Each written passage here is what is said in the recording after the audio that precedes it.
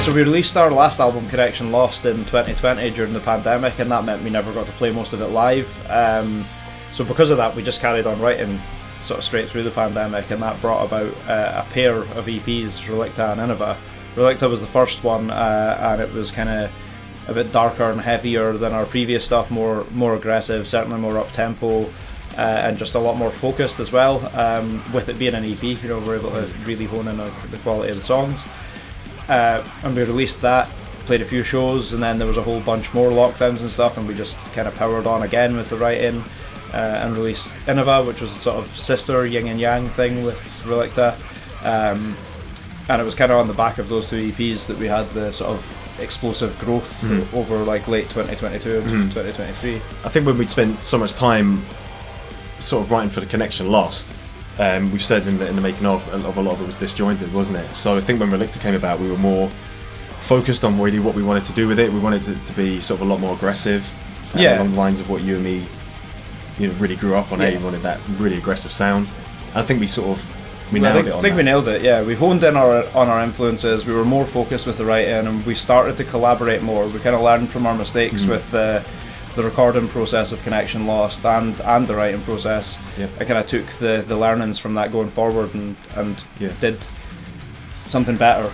And I think Innova itself is a killer EP as well. I think that Innova sort of represents maybe some of where we were coming off with Connection Lost, where some of it's a little bit different, maybe a little bit more, I don't want to use the word experimental, but just slightly different to the aggressive stuff we have in Relicta.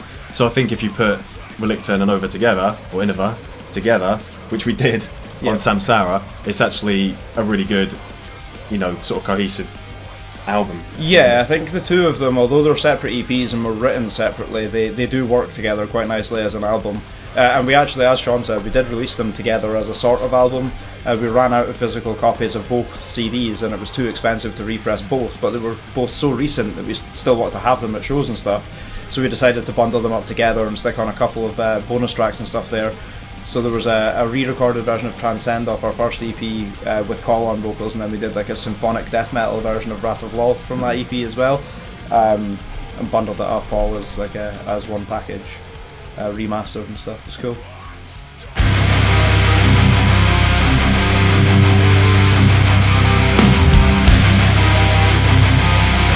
I think 2022 was a huge year of growth for us as a band. We'd come close in the Metal to the Masses competition a few years before, I think 2019 or something, pre-COVID. But I think we'd really leveled up our game as a live band and stuff in the sort of years in between, despite the pandemic. So we decided to enter Metal to the Masses again, the Bloodstock Battle of the Bands competition. And we entered it with the sort of mindset of, we're not necessarily going to win, but we can try our best, and you just take each show as it comes, and you know that you're going to get a couple of good shows out of it, And it was coming off the back of the whole pandemic and that, so it was a great way to get back playing live again, wasn't it? Yeah, we didn't exactly have a team-in live schedule at the beginning of 2022 because nobody was sure about putting on shows and stuff, so it was a good way to kind of get back into it. So yeah, we entered that, found ourselves in the final, and then won.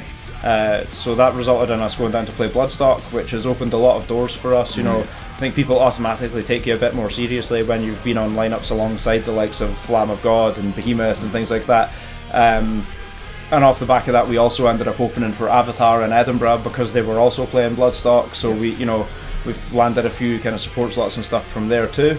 And then also from the back of winning the Metal to the Masses thing, playing at Bloodstock, we were nominated for the Scottish Alternative Music Awards in 2022 for Best Metal, which we ended up winning. The Sama for Best Metal 2022. Let's have a look. It goes to Catalysis! Against some pretty staunch competition, Party Cannon. Can't remember who was in it, it's been that long, but there was we're old, our memory sucks. No, there was a bunch of great bands in that, and we were really surprised to win. We went along because, well, it was a night to hang out, wasn't it? We didn't really think we would be taking home the award, but and to be fair, we worked so hard, and we are a really hard working band, so as much as we didn't go in it expecting to win it, it was quite gratifying to get that sort of like to get the nod from like a bunch, to be nominated. Recognition, basically, of all the hard work we've put into the band. Yeah, and the guys who nominated for that award were all industry professionals in Scotland who know a lot about the metal scene, guys like Jonathan from Triple G and Duncan Mountain and stuff, so definitely. guys that know a lot, so it's a real honour to have been nominated, and an even bigger honour to have won that, and I think that kind of spurred us on to do more in 2023 than we'd ever done before. We kind of push things and look at doing a new album and stuff. Definitely.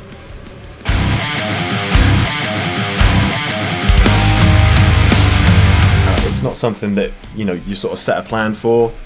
We generally write all the time. There's always ideas floating around, so there was never a case of right, let's move into the next stage now where we're going to start working on a new album. It's just a case of we're such a busy band playing shows all the time. In amongst that, we're putting stuff together, and then when we start to get a collection of a few ideas, me and Drew will hit each other up and just start sharing what we've got about. And yeah, so I think it started with you had a couple of demos, I had a couple of demos. You were sharing yours around because there was quite a lot involved, and we were trying to sort of sort them out and trim the fat on them a bit. Trim the fat, and then my ideas need sort of Drew's overview on them as well. So yeah, there's no sort of we're going to start writing at this particular time, but we did have we got a lot of material quick. The kind of light bulb moment I think was Gone. Gone was one of my demos that I sent to you, and it was 5.5 minutes or something originally, and you were like, there's some quite good stuff in here, but I don't understand what's going on, there's just too much. So I kind of, at first I was a bit like, no, you're wrong.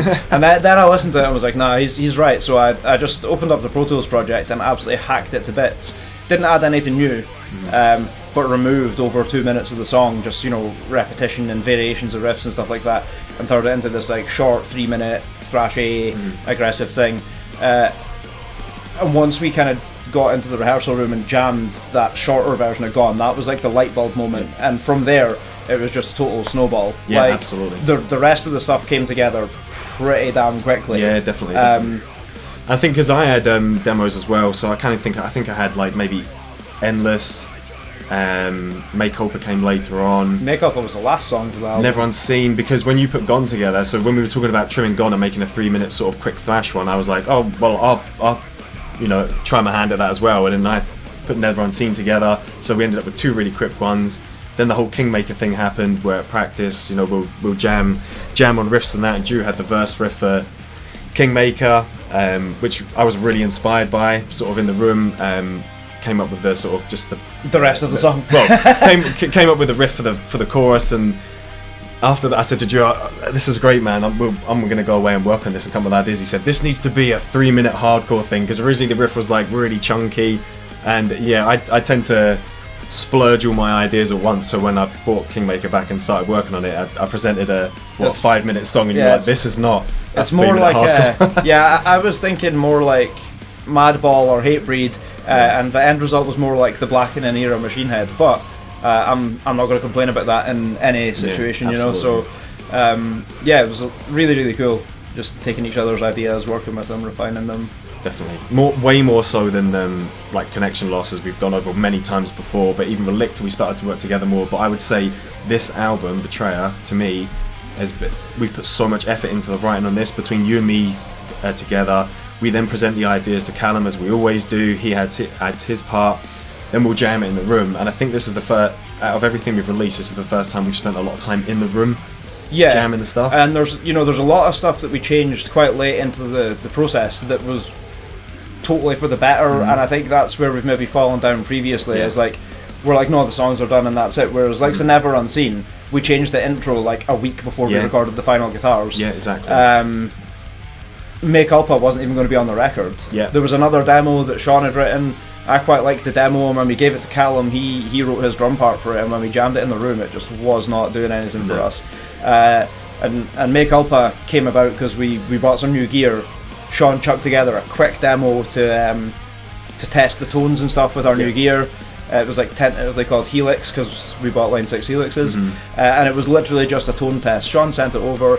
And at the time I didn't think anything of it, and when we decided that other demo wasn't good enough to make the record, I was like, damn, we need another song. Yeah. So I dug through all the demos and I was like, okay, this Helix one's pretty good.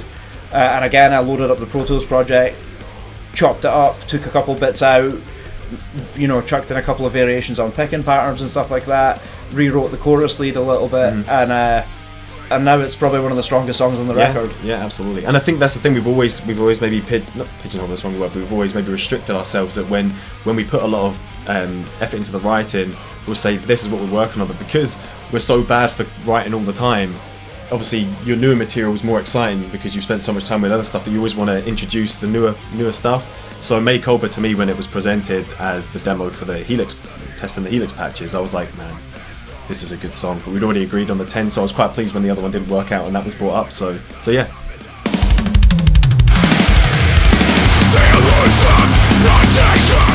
It kind of followed the same philosophy that we've always had in terms of what the drums should be doing in our songs, which is serving the song. So you're not going to find lots of flashy parts that are there just for the sake of being flashy, because I don't really have any interest in writing in that kind of way, and I'd always rather write something that really complements the guitar parts, or little flourishes that highlight what the vocals are doing here and there. And this has always been our ethos with what the drums should be doing in our songs, but I think that with each release that we write, we get better and better in terms of how we achieve this and how effective it is as well. So I really do feel like with this album, the drums for the songs really just play the perfect part in terms of how they accompany everything else that's there.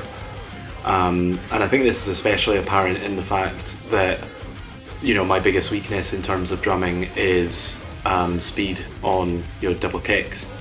So there's a lot of parts where the first thing that might come to mind is something with kicks that are faster than I can play.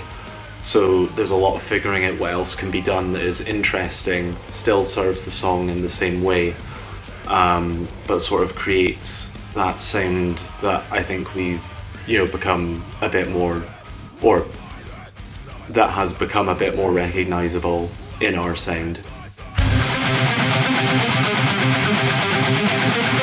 We started writing, I don't even think we'd really discussed it being an EP. I think we just started writing, and it was kind of apparent quite quickly that we had more than enough material for a good EP. Yep. And also we kind of got into a few discussions about the fact we'd had such a great year the year before with the SAMA award win, the Metal to the Masses win, some of the good support slots we'd had and stuff like that, that we kind of thought that we should seize that momentum, and an album would be a good way to kind of showcase it. An album in some ways to me feels like a more serious statement than a single or an EP or whatever. And I guess because of the commitment, Yeah, the problem with the EPs as well, that not necessarily a problem, is that it's you can't be as diverse as you are on an album, can you? Do you know what I mean? We can sort of spread out a bit more on an album cover. Yeah, if you're only putting out a 4 or 5 track EP, you don't really have the scope as a straight up metal band to be like writing a 6-minute ballad or whatever. And we obviously grew up loving bands like Chimera, Machine Head, things like that, who do have those like longer form instrumental tracks and whatever. So we grew up loving albums with that variety on it, and it's kind of frustrating to not be able to put that across in an EP. So doing the album gave us a chance to experiment a bit more, just like it did on Connection Lost, but this time round we had a bit more experience and were able to experiment while still being focused. Yeah, definitely, completely agree.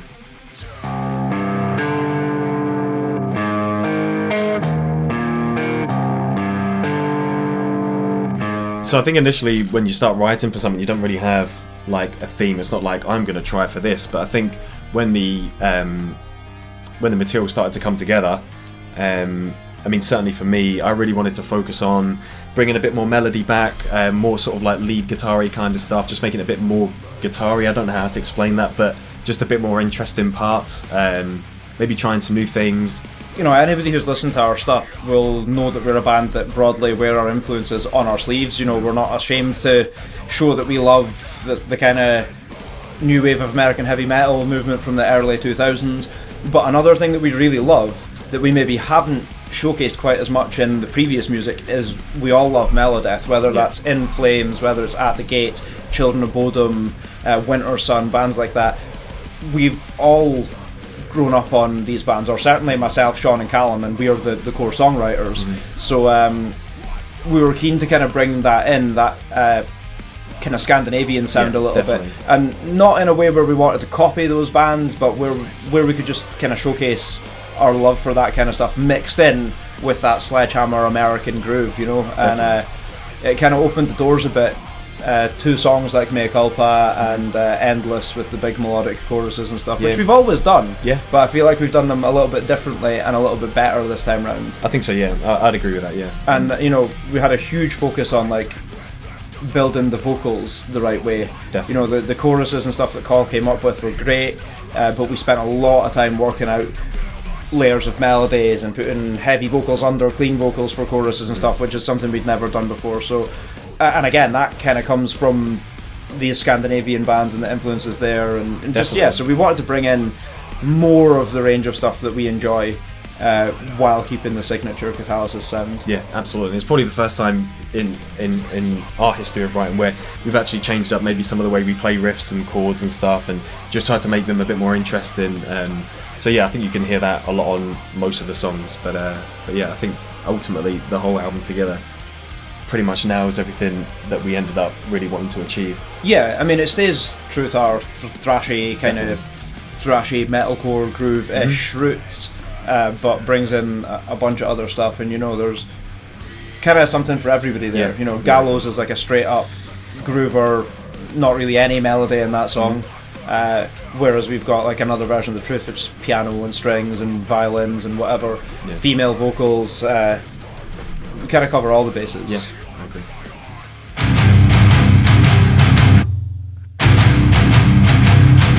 So on this record, we just did what we always do with the bass. I'm pretty much playing what Sean's playing to an extent, what the rhythm guitar's playing. Obviously, he's got parts where he's like doing like crazy downpicking stuff. I just go along with Callum's steady kicks on that kind of stuff. But 9 times out of 10, I'm playing what Sean is playing. There were 1 or 2 parts in Mea Culpa where we stripped back the bass parts just because the guitars were playing like a harmony. I was playing a harmony on the octave below, and it was just kind of overkill. So we just stripped it back to doing it on the root. But apart from that, it's just the same as it always is. The most challenging parts on this record were definitely one of the riffs in Overlord. So you've got the dun dun dun dun da da da da dun dun dun da da da da. That riff. That riff utilises all 4 strings on the bass. So that was definitely a challenge to get the attack consistent and to get that really really tight. But it was challenging, but it was fun. And also the verse riff in Mea Culpa. So after you've got the chunks, the hammer-ons in the verse, they were definitely challenging, just because like stuff like that's kind of easier on guitar than what it is bass, because with the bass you've got more of a distance to cover. So that was definitely challenging, but it was also incredibly fun at the same time. Recording went alright actually. I think we did half the tracks at my house and we did the other half at Drew's house later on. Just the same as always, just go through the takes, smash it out one by one. If anything needs tightened up, we tighten it up. If we can think of anything better to do at the time, then we'll A/B it, see how it sounds. This time round, I recorded to the drum tracks alone for the majority of it, just so we could get the bass like locked in with Callum's kicks. It's always the same when you go to record. Like in the studio, you can play stuff perfectly. Well, maybe not perfectly, but you know, good. And when you go to record, somebody hits record, your skills just go out the fucking window. Kind of frustrating, but kind of funny at the same time. But all went well. Everybody was happy, so I'm happy. So just waiting for the next one.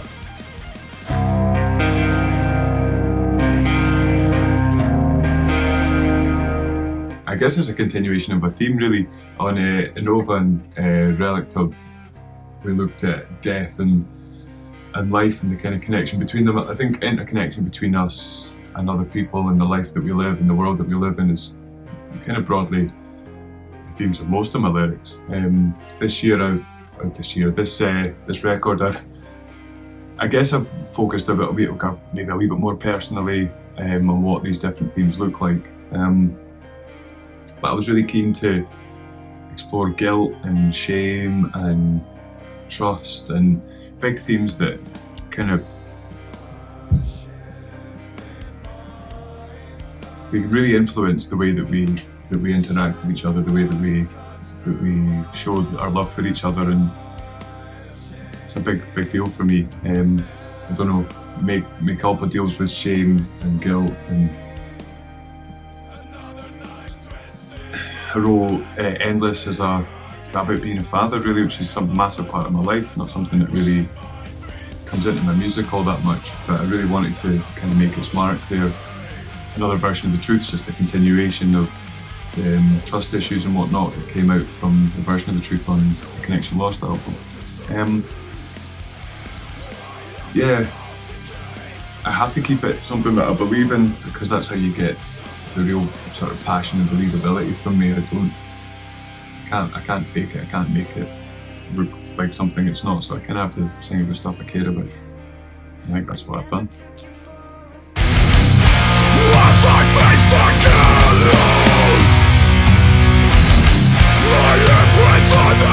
In January of 2023, we played a show in Edinburgh with a band called Once Awake, and basically before the show I'd checked them out. Originally it was meant to be a show with a band called I Monolith, which featured the drummer from Devin Townsend Project and stuff, and for whatever reason that fell through and their tour support carried on the tour on their own. And we were offered the I Monolith show originally, and when that was cancelled and it was just going to be their tour support, we were kind of asked again, do you still want to play it? And I thought, I don't know who these guys are, if anybody would be interested in seeing them. So checked them out online and was blown away. Like proper high quality Scandinavian melodeath. The mixes on their studio stuff and that were absolutely incredible. So one of the first things I said to them when I got into the venue and started chatting to them was, who mixed your stuff? And their guitarist introduced himself and said it was him. And kind of from there the conversation just spiraled. Yeah, definitely. Well, we went out for a few beers before the show and got speaking to Hans, and he was, and obviously the same sort of thing, was saying to me that he loves mixing, he really enjoyed what we were doing, and said, be really interested in sort of working with us. So it's kind of like something we just kept in the back of our mind, wasn't it? I mean, we were really happy with Mendel. There wasn't really any issues at all with the mixing or the mastering. All the final product's always been great. Yeah, the process could sometimes be a bit frustrating because we're mixing at a distance, which is something we're kind of mindful of. There's a bit of a communication barrier when you're trying to express sounds and stuff via Facebook Messenger when you're sending revisions and that over. So we kind of just thought we fancied a bit of a change, and we made a short list of a couple of people that we were interested in working with, basically. One of them was Hans. There was another sort of local producer who we were actually leaning towards using, primarily because we could go and sit with him and work on tones, we could reamp the guitars together and stuff like that. So that guy and Hans both sent us a test mix, and through just sheer happenstance they came through within about 10 minutes of each other. On the way back from playing Wildfire Festival, we're driving back, I stuck on Hans's mix in the car. It was our friend Steppe that was driving, and within about 10 seconds of the test mix I was like, that's the guy. Yeah, definitely. Just everything we'd ever wanted. It was, punchy, loud, big, drums were massive and natural, not sampled. And I think given the fact that it was his first mix, usually, initial mixes we would get before weren't really close to a sort of final product, whereas Hans came in and we were like, wow, this is like, literally it.